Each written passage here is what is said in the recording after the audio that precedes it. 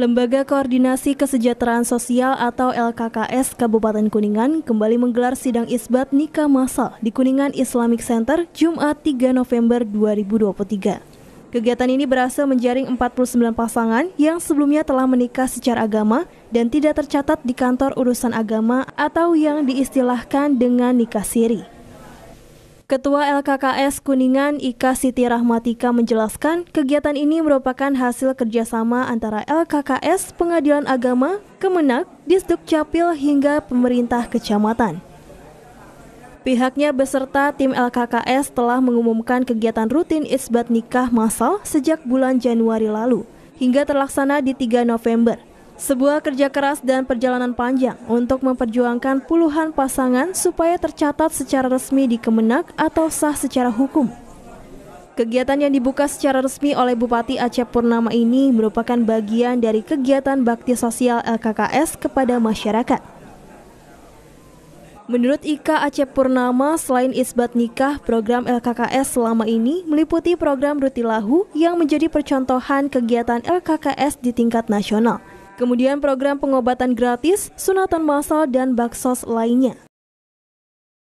Khusus tahun ini, Ketua LKKS yang juga istri Bupati tersebut berpamitan mengingat masa kepemimpinannya di LKKS akan berakhir pada 4 Desember.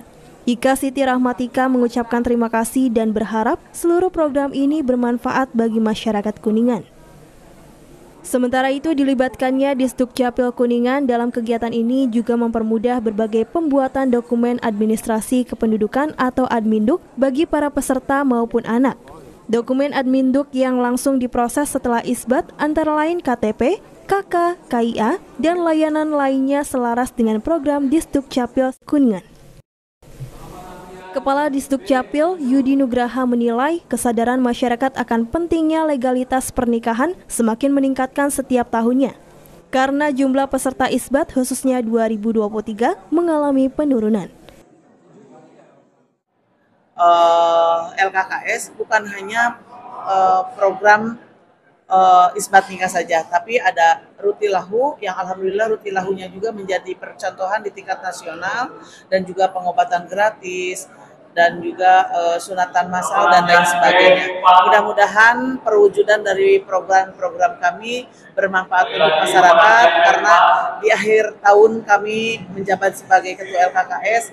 Mohon maaf apabila ada hal-hal yang kurang berkenan di hati masyarakat semuanya. Tahun yang sebelumnya kita kan 79, sekarang kita 49. Jadi ada penurunan dan alhamdulillah ke depan pelaksanaan isbat nikah ini akan menyisir yang tersisa saja. Jadi diharapkan nanti masyarakat melakukan pernikahan langsung formal saja. Karena pernikahan di KUA itu gratis.